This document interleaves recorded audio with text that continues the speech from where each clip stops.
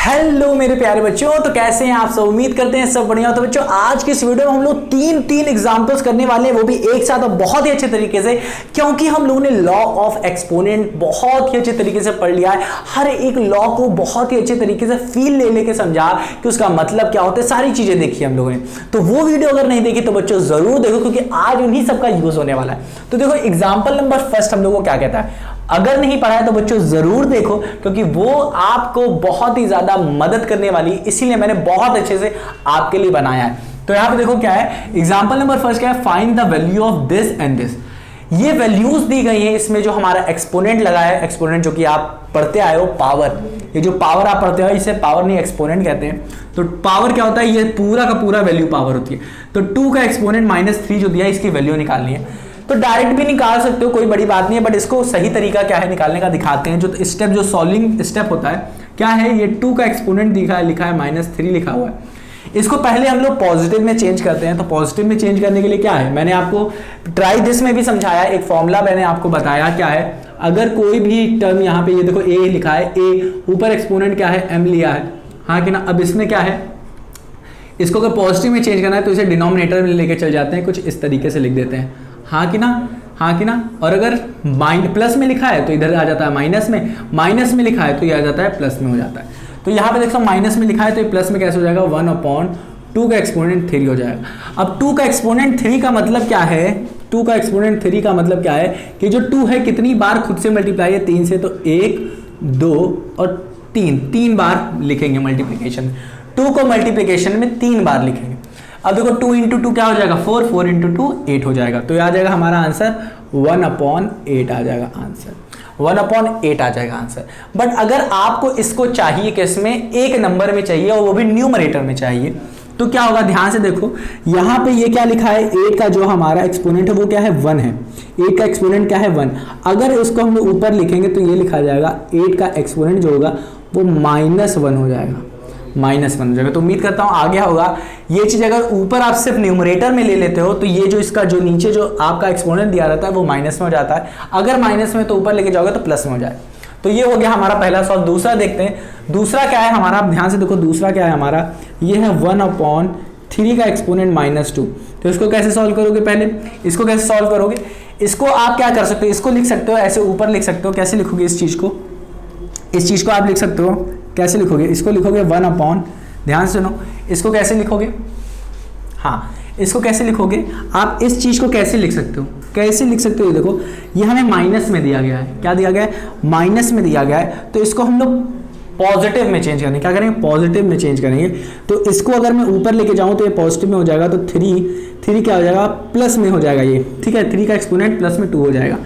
अब देखो इसका मतलब क्या हो रहा है, इसका मतलब है कि 3 खुद से कितनी बार मल्टीप्लाई है, 2 बार।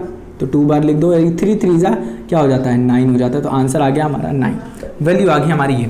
तो उम्मीद करता हूँ प्यारे बच्चों कि आपको समझ में आया होगा कि ये कैसे मैं चीज़ें लिख रहा हूँ यहाँ पे, ठीक है ना। चलो अब इसको मैं क्या करता हूँ, इसको चाहो तो एक और तरीके से लिख सकते हो, एक और तरीके से इसको लिख सकते हो। दिखाएं क्या, चलो इस तरफ करते हैं।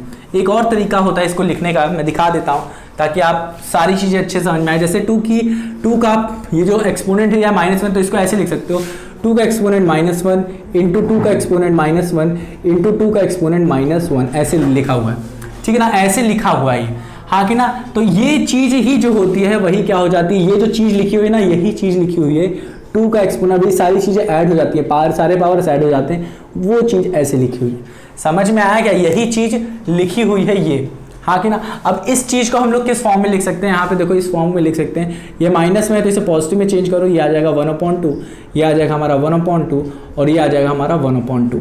ये सारी चीज़ें कर लोगे तो आ जाएगा 1/8 आ जाएगा। अब इस चीज़ को आप कन्वर्ट करोगे पॉजिटिव में, ये क्या है, पावर क्या है हमारी, पावर ये पूरी है। अब ये आप देख सकते हो जो वैल्यू है ये क्या है, पॉजिटिव में है ऊपर यहाँ पे एक्सपोनेंट, इसको ऊपर ले जाओगे तो आ जाएगा नेगेटिव में। तो उम्मीद करता हूँ आ गया होगा आपको, उम्मीद कर रहा हूँ प्यारे बच्चों आ गया होगा। अब ये हो गया हमारा पहला का पहला एग्जाम्पल कंप्लीट। क्या होगा, पहला का पहला एग्जाम्पल पूरी तरीके से कंप्लीट हो गया है। तो इसको हम लोग क्या करते हैं, रब कर देते हैं, ठीक है। अब देखते हैं, सिंप्लीफाई करते हैं इसको, बहुत सरल है। पहला देखो, यहां पे हम लोग, आपको बता रहा हूं मैं बार बार कि लॉज को बच्चों अपने दिमाग में रखो। 4-5 लॉज हैं जिनको अगर आप देख लेते हो, समझ लेते हो, 4-5 क्वेश्चन कर लेते हो, वो दिमाग में बैठ जाएंगे। तो यहां पे देखो लिखा है, यहां पे -4 का एक्सपोनेंट 5 है, -4 का एक्सपोनेंट -10 है। तो यहां पे देख रहे हो ना, बेस क्या है -4, बेस क्या है -4। तो हम लोगों ने एक फॉर्मूला पढ़ के रखा है, एक लॉ पढ़ के रखा है, क्या अगर a का एक्सपोनेंट m है और सिंपली a का एक्सपोनेंट n है, दोनों मल्टीप्लाई में है, हाँ कि ना, बेस सेम है, पावर डिफरेंट है, तो कुछ करना नहीं है, बेस को आपको लिख देना है, सिर्फ एक बेस ले लेना है, वो क्या है a। और फिर क्या, अगर इसी तरीके से बहुत सारे हैं तब भी आपको a लिख लेना है, और जितने एक्सपोनेंट लिखे उनको ऐड में लिख देना, प्लस में। मतलब अगर क्या है, a लिखा है और a का एक्सपोनेंट m लिखा है, फिर से लिखा है a का एक्सपोनेंट n लिखा है, फिर से लिखा है a, सब मल्टीप्लाई में है, प्लस में नहीं, माइनस में, ठीक है, सब क्या है, मल्टीप्लाई में लिखा है, ठीक है। तो क्या होगा, सारे के सारे क्या हो जाएंगे, हमारे ऐड हो जाएंगे। यहाँ पे अगर z लिखा है, फिर लिखा है क्या, लिखा है y लिखा है, फिर dot dot dot dot dot लिखा हो, तो आपको क्या करना है, कुछ नहीं लिखना है, a, सारे एक्सपोनेंट्स को ऐड कर दो, सारे एक्सपोनेंट को ऐड कर दो, ऐड कर दो। तो यहाँ पे हमने ऐड कर दिया, और डॉट डॉट डॉट डॉट जितना भी हमें दिया रहेगा, ये चीज़ हमारी हो जाती है इस केस में। तो यहाँ पे हम लोग देख सकते हैं। और एक चीज़ होती है कि अगर हमें डिवाइड में दिया गया है तो प्लस की जगह हम लोग बस माइनस कर देते हैं। तो ये अगर m दिया है, ये फिर मल्टीप्लाई की जहाँ डिवाइड दिया है, a दिया है, हमें n दिया है, फिर डिवाइड दिया है, फिर a दिया है, हमारा z दिया है, फिर डिवाइड दिया है, मल्टीप्लाई नहीं, डिवाइड दिया है, a एक्सपोनेंट दिया है, हमें y दिया है, ठीक है, सिर्फ डिवाइड में दिया गया है, डॉट डॉट डॉट डॉट। तो क्या होता है, a लिखते हो और सबको माइनस करना शुरू कर दो, m से माइनस कर दो n को, फिर माइनस करोगे z को, फिर माइनस करोगे y को, फिर डॉट डॉट डॉट डॉट, इसी तरीके से माइनस होता चला जाएगा। तो उम्मीद कर रहा हूँ आपको आया होगा। तो इसी तरीके से पहला देखो, पहले में क्या हो रहा है, ये वाला फॉर्मूला यूज हो रहा है, और दूसरे में हो रहा है a m है, फिर डिवाइड किया गया है a n है, तो हम लोग क्या करेंगे, a को लेंगे और m माइनस n कर देंगे, ये होता है हमारा। ध्यान से देखो, यहाँ पे अगर मैं डायरेक्ट फॉर्मूला यूज करूँ, डायरेक्ट फॉर्मूला यूज कर लूँ, देखो डायरेक्ट अगर मैं यूज कर लेता हूँ, तो हमारा बेस क्या है, -4 है, हमारा कॉमन ले लिए, -4। ऊपर के बेस को क्या करते हैं, अगर मल्टीप्लीकेशन में है तो क्या करते हैं, ऐड कर देंगे। तो ऐड क्या है, 5 है, प्लस करना है आपको किसको, -10 को ऐड करना है।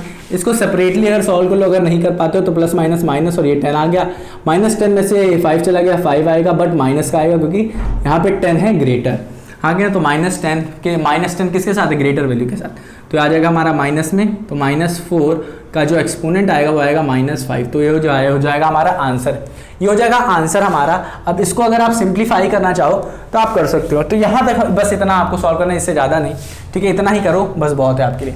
इसी तरीके से यहाँ पे देखो, यहाँ पे अगर आप सॉल्व करना चाहो तो इससे फर्दर भी सॉल्व कर सकते हो आप। इसको क्या कहते हो, पॉजिटिव में चेंज कर लो, तो ये आ जाएगा 1 में -4 का एक्सपोनेंट क्या हो जाएगा, हमारा 5 हो जाएगा।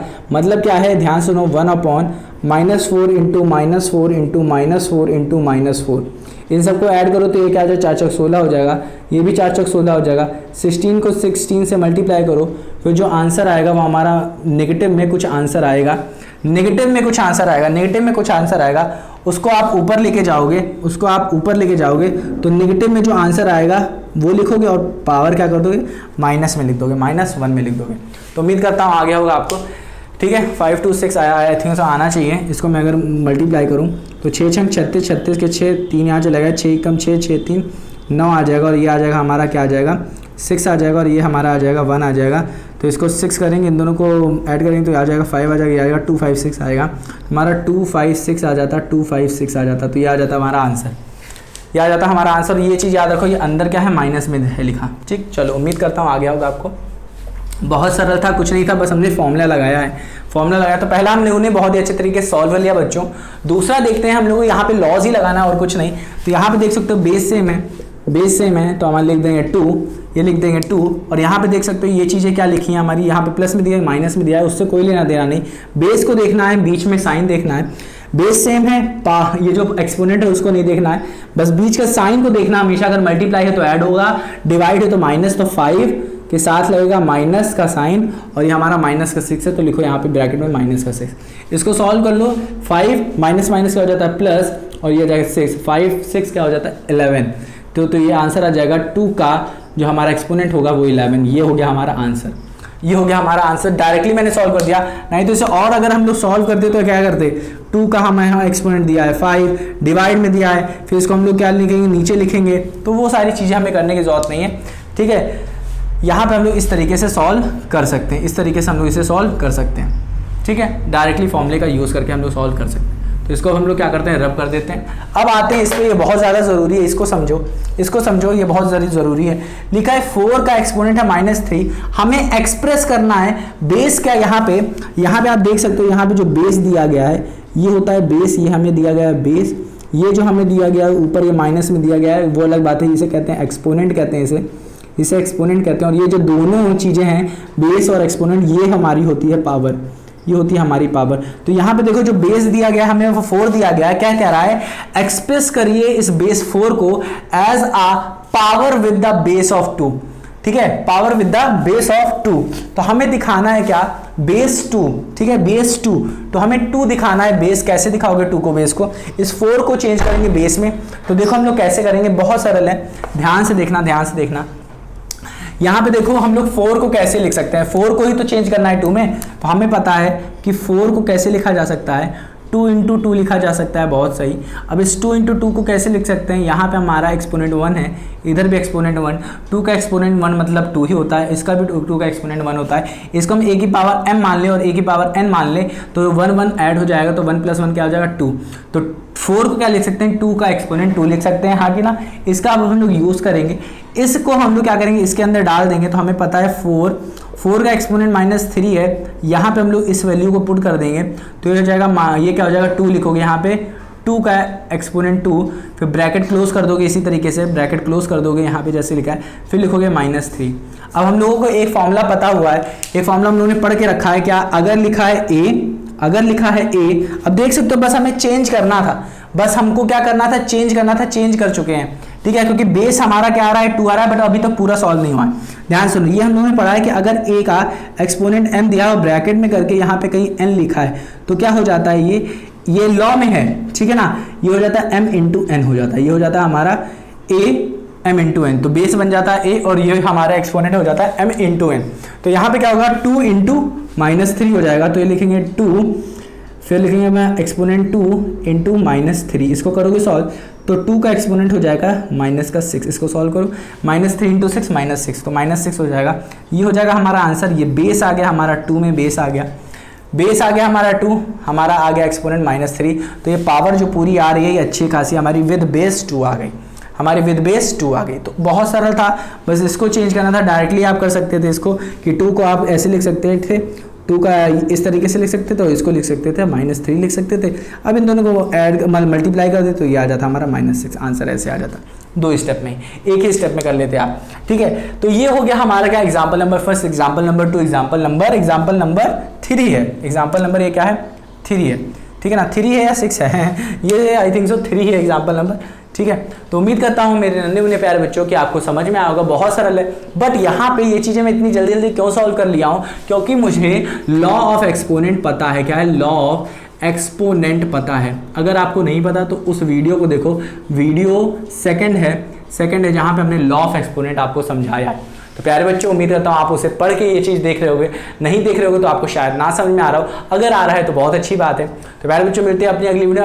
क्या करिए, आप इसको रिवाइज करिए। अगर आप इसको नहीं रिवाइज करते हो कोई बात नहीं, लॉ ऑफ एक्सपोनेंट को जरूर रिवाइज करो, क्योंकि वही आगे यूज होने वाले। तो मेरे नन्हे मुन्ने प्यारे बच्चों, मिलते हैं अपनी अगली वीडियो में, मिलते हैं एक और एग्जाम्पल के साथ, फिर सॉल्व करेंगे एक्सरसाइज। तो अपना ख्याल रखो, रिवाइज करना मत भूलना।